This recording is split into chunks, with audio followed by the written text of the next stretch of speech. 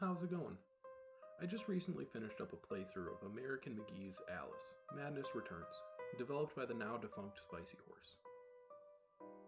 Our story follows Alice Liddell after her rehabilitation and release from Rutledge Asylum, the backdrop for the previous game. In short, the first game, American McGee's Alice, sees Alice on a journey through Wonderland to save it and conquer her mental demons, all the while trapped in an insane asylum following the tragic death of her family. After her release, she was entrusted into the care of her psychiatrist, Dr. Bumby, who through hypnosis helps her forget the horrible events of that night. While out on errands, Alice experiences a mental breakdown, blacks out, and awakens to find herself back in Wonderland greeted by the Cheshire Cat. He informs our hero that a train is running rampant in Wonderland, destroying anything in its path. And it's up to the player to guide Alice on a journey across Wonderland, helping her old friends and fighting the ruinous creatures plaguing the land, while at the same time trying to piece together her memory of the night her family died, to figure out the truth to that horrible night, and confront whatever evils of the past may be unearthed. So before we continue, I do just want to say that I'm mainly here to review this from a gameplay sense. I'm not here to deep dive on what the ending means or dissect every aspect of the plot. I think the plot itself, while incredibly dark at times, is truly interesting and deserves your attention if you enjoy the psychological horror genre of storytelling. While the plot genre is easier to discern, the specific gameplay style is a little harder to pinpoint. Instead of choosing one style to focus on, fundamentally all levels are broken up into 4 core sections: 3D platforming, exploration for collectibles, hack and slash combat, and zone-based minigames. Typical traversal consists of light 3D platforming, with your standard moving platforms, pressure plate puzzles, and timed platforming all being present. The biggest trick to platforming here is invisible platforms, which aren't a unique concept, but how the game utilizes it makes it feel signature to this game. These platforms are invisible unless Alice shrinks in size thanks to a potion, and then she's able to see them. This small site also shows little doodles throughout the levels that give guidance clues to the player, in addition to the platforming. All in all, the platforming feels fine. It definitely took me a second to get used to the momentum of the multiple jumps Alice utilizes, and sometimes the moving platforms caused weird interactions with the physics in the game, but I just chalked that up to the jank of this era. Now each level has a straightforward path from start to finish that has you complete various objectives for the people you're helping, with most of the levels having the end goal of meeting a friend from Alice's previous adventure and seeing how they've fared up till now. While the game could be played with that hallway mentality, it does a solid job of distracting the player with things to gather. Scattered throughout each zone are 4 different types of collectibles. There are 2 types of bottles, silver and gold, combined into one category. Each corresponds to a different type of unlockable, with silver being for concept art and gold being for character bios. Memories, which serve as additional plot snippets said by the various people in Alice's life. Much of the context for the story's twists and turns are found within them.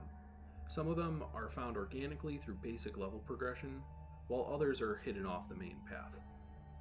Snouts, hidden interactable objects in the environment that often lead to other collectibles or teeth, the coins of this game. The biggest thing to note is that they give off a distinctive sound that is incredibly obvious to notice in post. And lastly, Radula rooms.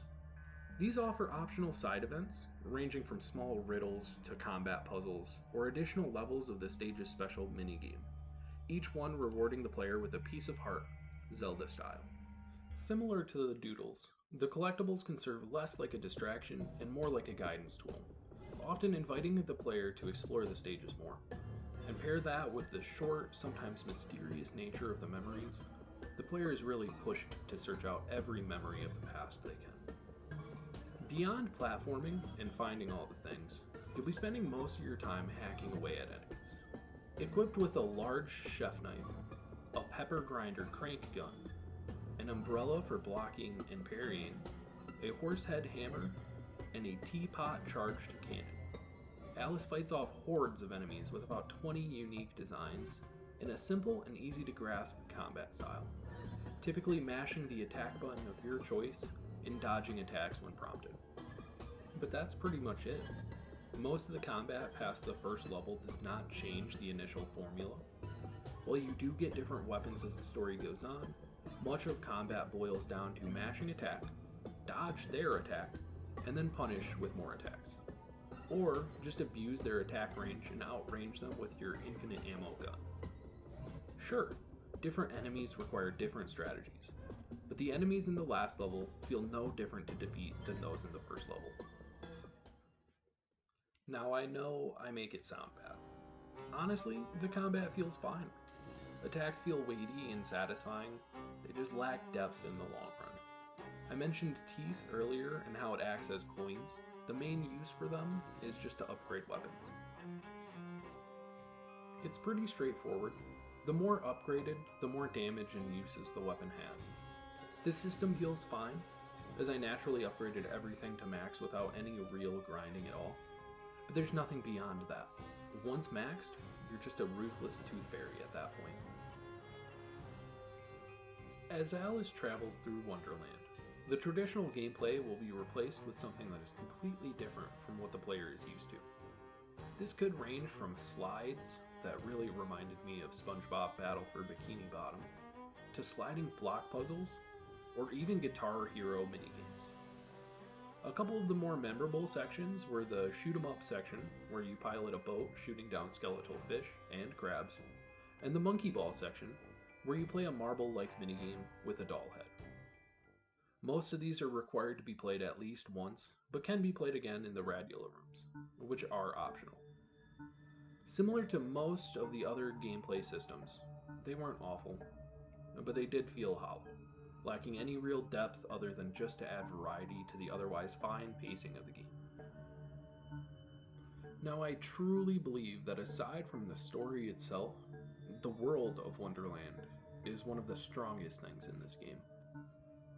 Each zone is visually distinct and memorable, from the vibrant and inviting Vale of Tears, slowly transitioning into a desolate wastes-scape due to the infernal train's destructive path, or even the steampunk-themed Hatter's Factory currently under new management, to the off-putting and stitched-together look of the dollhouse.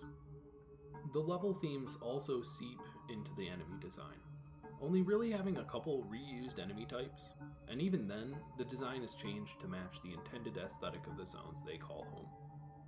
Even the generic ooze monsters feel appropriate for the world's overall feel, and visually make more sense as you make it further through the story. And how can we forget the best enemy design of the whole game? Crab. With zones taking between 1 to 2 hours to make it through, they really don't overstay their welcome.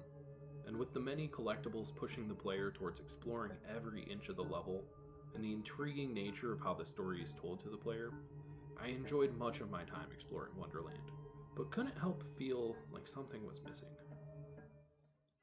It wasn't until I was trying to write for this video that I realized just how little music is in the game. Much of the music found throughout the adventure are nothing more than just ambient tracks for each zone, or short pieces for the cutscene. Especially for a game that utilizes a collectathon style, music can play such an important role for the game's overall feel. Now, to its credit, the choice to use eerier music highlights the darker tones of the story as a whole, and tries to cement the idea that this is a psychological horror game.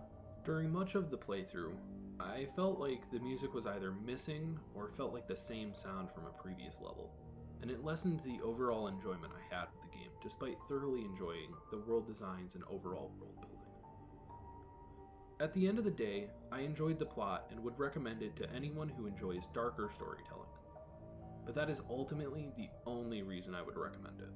Combat was fine, but could be better, and same goes for the platforming and the collecting aspects.